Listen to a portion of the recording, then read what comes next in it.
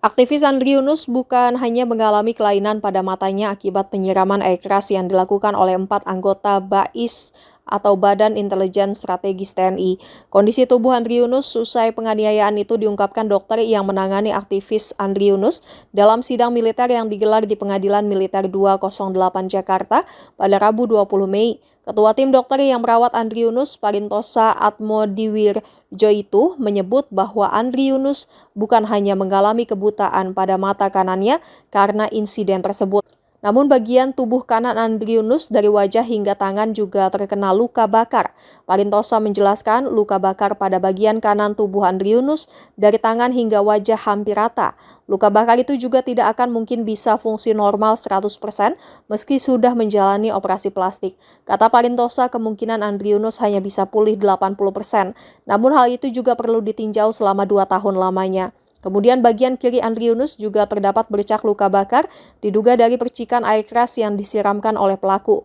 Selain itu, dokter spesialis mata Rumah Sakit Cipto Mangunkusumo atau RSCM, Farabi Marta menjelaskan kondisi mata Andri Yunus yang mengalami kerusakan usai disiram air keras oleh anggota BAIS TNI. Ia menjelaskan bahwa mata Andri masih memiliki fungsi untuk membedakan cahaya, tetapi tidak dapat membaca huruf berukuran besar.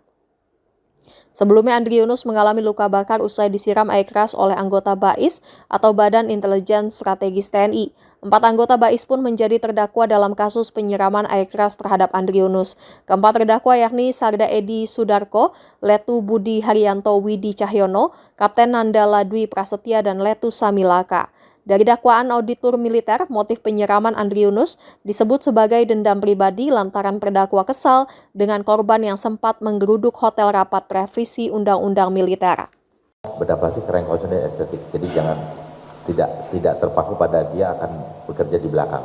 Tetapi pasien luka bakar adalah pasien dari awal sampai dengan tadi saya sampaikan 80% kesembuhan itu adalah tanggung jawab dan kompetensi kami.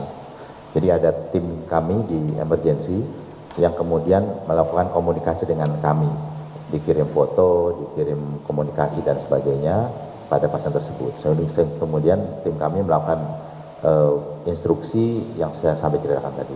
Jadi dicuci dan sebagainya dengan evaluasi spraynya seperti apa, kemudian setelah dicuci hasilnya bagaimana, itu sampai dengan pasien dibalut dan masuk ke ruang rawat.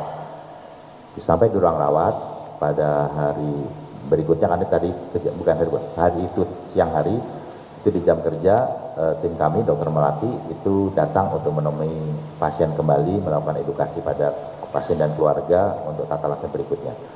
Nah luka sendiri baru dilihat oleh dokter Melati langsung tidak dengan foto dengan media fotografi itu pada hari ketiga pada ganti balutan. Kemudian itu nampaknya tidak banyak perbedaan dengan pada saat masuk yang sampaikan tadi bahwa yang dikhawatirkan tidak ada perluasan atau tidak itu tidak ada sehingga direncanakan 3 hari kemudian untuk dilakukan operasi. Oke, itu saya bisa terima.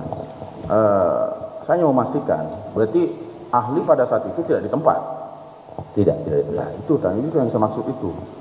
Makanya kan asumsi yang ada di saya pribadi ya, setelah mendengar keterangan bahwa ahli ada kira-kira batasnya tidak lewat dari hidung. Jadi memang pure dari sebelah kanan. Tapi saya tadi mendengar kalau nggak salah ya, mungkin saya salah dengar. Ada tangan sebelah kanan dan kiri. Betul. Jadi terkena jadi kanan. Kronologisnya kami tidak mengetahui sudah sampai Dr. Farabi tadi. Ya. Tapi yang kami temukan bahwa perlukaan luka bakar kimia itu mengenai area yang luas di sebelah kanan. Jadi wajah sebelah kanan tidak sampai menyeberang, kemudian bahkan hampir tidak lewat dari mata.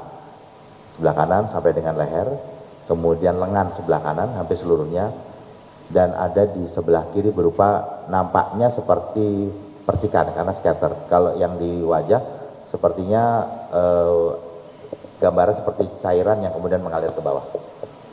Seperti itu ya? Ya, jadi kalau air mengalir ke bawah, dia pasti akan turun ke lengan. Kronologisnya tidak tahu, tapi kira-kira gambarannya yang luas adalah hanya di sebelah kanan.